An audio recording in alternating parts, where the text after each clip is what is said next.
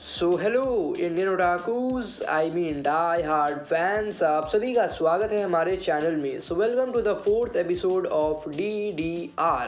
तो आज हम जिस एनिमे की बात करने वाले हैं वो है विनलैंड सागा, जो कि साल 2019 में आई थी and probably that was the best new anime that year.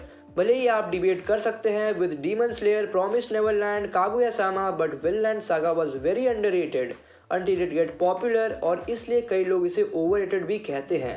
Ratings काफ़ी अच्छी थी, starting with IMDb 8.8 out of 10 और my anime list 8.73 out of 10।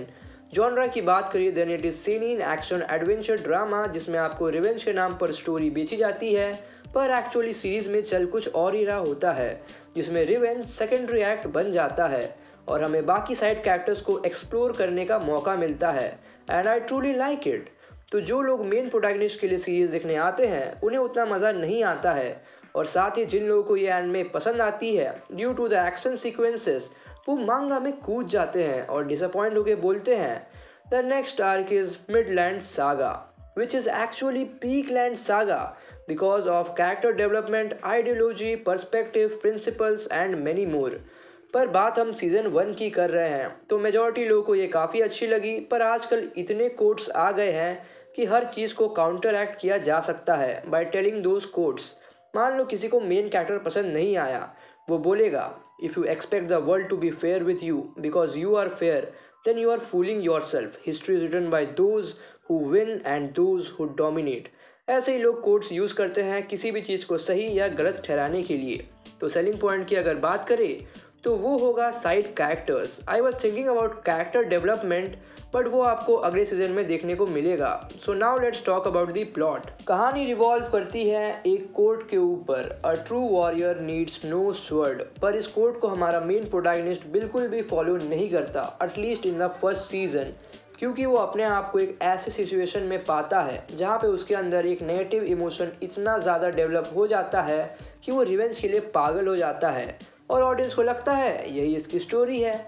और मैक्सिमम ऑडियंस जो इस भावना से इम्प्रेस हुए थे वो मांगा पढ़ के डिसअपॉइंट हो जाते हैं, क्योंकि उन्हें लग रहा था this is the next attack on Titan, but actually they were wrong because this is the first Vinland saga and it's all about character exploration and a battle of ideology. Well, जैसा कि मैंने कहा कि एक dialogue heavy series है तो इसकी शुरुआत भी एक कोट से होती है, you don't have any enemies, और ये एनिमे ख़त्म भी होती है कोट के साथ जो कि थी बिकम अ ट्रू वॉरियर। और एक कहानी है थॉरफिन की, जो मेन प्रोटैगनिस्ट होने के बावजूद भी पहले सीजन में फोरशैडो हो जाता है, और उसकी लाइफ के ड्रास्टिक चेंजेस हमें इस सीरीज़ में दिखाई गई है, starting with his mistakes in season 1। तो देखने का मन है तो देख लो, क्योंकि मुझे लगता है सब ने देख ही लिया होगा। तो चलिए DDR का वक्त हो चुका है, पर DDR से पहले बता दूँ कि इस एनिमे में 24 एपिसोड्स हैं जिसका इंग्लिश डब अवेलेबल है, तो उम्मीद यही है कि आपको ये एनिमे पसंद आए। तो यही समाप्त होता है नॉन स्पॉइलर रिव्यू। अब शुरू करते हैं DDR। तो आज के स्पॉइलर सेक्शन में है डिबेट, जिसे मैं ही कंडक्ट करूंगा, और मेरे 2 वेरिएंट्स इस डिबेट में पार्टिसिपेट करेंगे जिनके नाम है डेविल और beast. So let's start it. So the first topic is Vinland saga is trash, argue for और अगेंस्ट दिस स्टेटमेंट। वेल, एक मेजॉरिटी ऑफ लोग हैं जो इस बात को अग्री करते हैं because they don't like the main protagonist being used by someone else. तो देखते हैं डेविल और बीस्ट का इस पर क्या कहना है। रूल्स और रेगुलेशंस में सिर्फ यही है कि आप फ्यूचर रेफरेंसेस यूज़ नहीं कर सकते, और डिबेट अगर ज़्यादा ही टॉक्सिक हो गया तो मैं इसे कैंसिल कर दूंगा। Okay, so now let's start. Well, सही बात है, ट्रैश तो नहीं कहूँगा बट ओवररेटेड तो है ही। जो एनिमे एपिसोड 5 में ख़त्म हो सकती थी उसी को इन्होंने बेमतलब का खींचा है, जस्ट लाइक टोक्यो रिवेंजर्स। बस डिफरेंस यही है कि वो एनिमे 5 सीजन्स तक खींचेगी और ये 24 एपिसोड तक। जब सामने वाला फेयर ना खेल रहा हो ना, तो आपको भी फेयर नहीं खेलना चाहिए।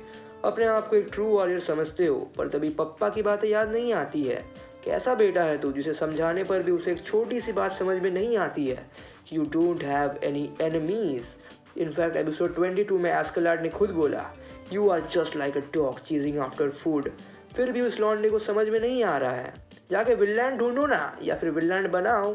अपने 10 साल तुमने बिना कुछ सोचे लोगों की हत्या की, अब उनके फैमिली वाले आएंगे तो रिग्रेट तो मत ही करना, क्योंकि गलती तुम्हारी ही थी। बड़ा आया पैसिफिस्ट बनने।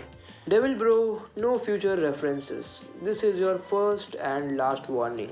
वेल डेविल, आप बहुत ज़्यादा ही स्ट्रेट फॉरवर्ड थिंकिंग रखते हैं और डीप एनालिसिस नहीं करते हैं। भले ही उसके पप्पा जी ने उसे बोला you don't have enemies, but वो हमेशा से अपने पप्पा के थिंकिंग को नाइव समझता था और वो प्रूव करना चाहता था ना सिर्फ खुद को पर अपने पप्पा को भी कि अगर उन्होंने एस्केलाड और उसके लोगों को मार दिया होता तो वो आज जिंदा होते। जो कि एक अनपॉपुलर पॉइंट ज़रूर है बट एनमे है ही इसलिए कि आप डिफरेंट कैरेक्टर्स के डिफरेंट माइंडसेट्स और उनके मकसद को जान सके। इसलिए तो वो रोता रहता है एपिसोड 4 में कि why did he let go of his sword. और सेनिन एनिमेस की यही तो खास बात है कि वो आपके टिपिकल शोनेन एनिमेस जैसे नहीं होते कि मेन कैरेक्टर को सब कुछ मालूम है और एक गलती के बाद ही वो सुधर जाता है। क्योंकि हमारी लाइफ में ऐसा ही होता है कि हमारे फैमिली वाले हमें कुछ और देखना चाहते हैं और हम कुछ और ही बन जाते हैं सिर्फ इसलिए कि तुम्हें मेन कैरेक्टर पसंद नहीं आया। That doesn't mean the anime is overrated और ट्रैश। भाई सिर्फ उसकी बात नहीं है, कल्यूड को भी ले लो। सम एपिसोड्स बैक ही was like a shy girl who don'ts like fighting and is scared even to talk, but the next moment he became Ayano Koji। अगर एक आदमी के मरने से इतना बड़ा इम्पैक्ट पड़ता है तो हर बच्चा जो फेल होता है हर साल उसे तो टॉप मानना चाहिए। अब तुम बोलोगे कि मेहनत की भी ज़रूरत पड़ती है, then how come without any experience Canute was commanding the giant Vikings that too totally fearless। अगर सब कुछ इमोशंस का ही खेल है तब तो हर बच्चा जो जेई नीट क्रैक नहीं कर पाता उसे तो टॉप 500 में आना चाहिए क्योंकि सिर्फ कुछ मार्क्स के चलते उनका नहीं हो पाता। सोचो उनकी फीलिंग्स कितनी ज़्यादा डीप होंगी। भाई तू कहाँ की बातें कहाँ ले जा रहा है? मुझे मालूम है मैं क्या कह रहा हूँ। एक criminal at the end of the day एक क्रिमिनल ही होता है, चाहे सर्कमस्टांसेस कुछ भी हो। इसका मतलब ये नहीं कि आप अपना गुस्सा पूरी दुनिया पर निकालें। If you are killing someone just because you want to impress someone, then you are guilty and you can't run away from that। Guys मैं ये वीडियो बंद कर रहा हूँ क्योंकि ये बहुत ही कंट्रोवर्शियल जा रहा है और यूट्यूब को अगर पसंद नहीं आया, आई मीन्स गाइडलाइंस में नहीं आया, तो सच में भाई वो कुछ भी कर सकता है। तो आई होप कि आपको ये डिस्कशन अच्छा लगा हो और इसे उतना सीरियसली मत लीजिएगा क्योंकि सबका अपना अपना ओपिनियन होता है एक एनिमे को लेकर। Bro this is anime, don't take it so seriously. Oh really? पर इसकी ऑडियंस तो इसे अपने माथे पर चढ़ा के रखी है कि देखो कितना रियलिस्टिक एनिमे है। थॉरफिन करता भी तो क्या। भाई इनकी वॉइसेस को कोई म्यूट करो यार। तो आज के लिए बस इतना ही, मिलते हैं आपसे जल्द एक नए वीडियो के साथ। Till then take care and good bye.